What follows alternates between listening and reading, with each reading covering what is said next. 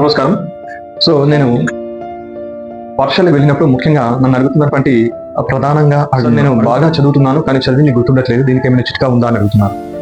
So నేను ఒక అబ్బాయిని లేపాను. లేపి బాబు నీ పేరేంటి అని అడిగాను. పేరు చెప్పాడు, తల్లి పేరు చెప్పాడు, ఊరి పేరు చెప్పాడు.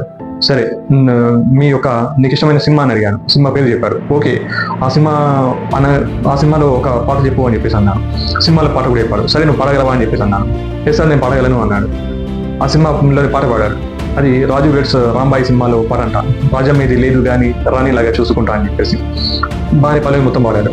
పాడాగా నేను శబాజ్ బేటా అని చెప్పేసి అన్నాను.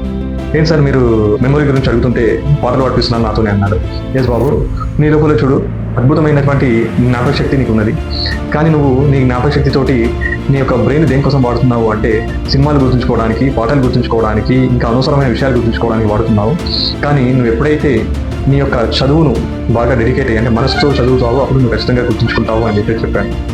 అంటే ప్రధానంగా మనం ఇక్కడ గమనించవలసినటువంటి అంశం ఏంటంటే, మీరు పిల్లలు ఎవరైతే చదువుతుంటారో ఆ యొక్క ఉత్సుకత, ఆ యొక్క ఏమంటాం మనం దాని ఇంట్రెస్ట్, ఆ యొక్క ఒక పాజిటివ్ వైబ్తో చదివితే ఖచ్చితంగా గుర్తుంటుంది. మనం సినిమాకి వెళ్ళినప్పుడు చాలా మన మనసంతా చాలా ఉత్సుకతతో ఉంటుంది, ఒక ఉత్సాహంతో ఉంటుంది. అబ్బాయి ఏం సినిమా వస్తుంది, ఎప్పుడు వస్తుంది, ఎప్పుడు స్టార్ట్ అవుతుంది, సినిమాలో పాటలు ఎలా ఉంటాయి అని చెప్పేసి బాగా ఇంట్రెస్టింగ్గా చూస్తూ ఉంటాం. కానీ అదే మనం పుస్తకం ముందు పెట్టుకుంటే, పిల్లలు పుస్తకం ముందు పెట్టుకున్నప్పుడు ఏం చూస్తారు, అబ్బా ఈ పుస్తకం ఇప్పుడు చదవాలా, ఇది అవసరమా, ఇది చదివేంది అని చెప్పేసి ఇలా ఫీల్ అవుతుంటారు చాలా మంది.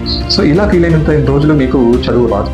ఎప్పుడైతే మీరు మీ యొక్క పుస్తకాన్ని తీసినప్పుడు ఈ పుస్తకం నన్ను మార్చే పుస్తకం, ఈ పుస్తకం నా భవిష్యత్తును మార్చే పుస్తకం, ఈ పుస్తకం నా తలరాతను మార్చే పుస్తకం, ఈ పుస్తకం మా యొక్క వంశ చరిత్రను మార్చే పుస్తకం, ఈ పుస్తకం నా దేశ చరిత్రను మార్చే పుస్తకం అవుతుంది అని చెప్పేసి ఎప్పుడైతే మీరు ఆ పాజిటివ్ వైబ్తో చదవగలుగుతారో అప్పుడు ఖచ్చితంగా మీరు చదివింది 100% గుర్తుంటుంది. దీంట్లో ఎటువంటి సందేహమే లేదు. ప్రతి ఒక్కరికి కూడా దేవుడు అద్భుతమైనటువంటి ప్రతిభా పాఠవాలు, జ్ఞాపక శక్తి ఇచ్చారు. కేవలం మనం దాన్ని ఉపయోగించడంలోనే తేడా, అంతే. సో మీరు జ్ఞాపకశక్తి ఉండట్లేదు అని నాకు అనుకునే బదులు ఫస్ట్ మీరు ఒక విషయం మర్చిపోండి, నేను మర్చిపోతాను అన్న విషయం మర్చిపోండి. మీరు ఏ విషయం మర్చిపోరు, చదివిన ప్రతి ఒక్క అంశం చాలా బాగా గుర్తుపెట్టుకుంటారు. సో బాగా ట్రై చేయండి. All the best.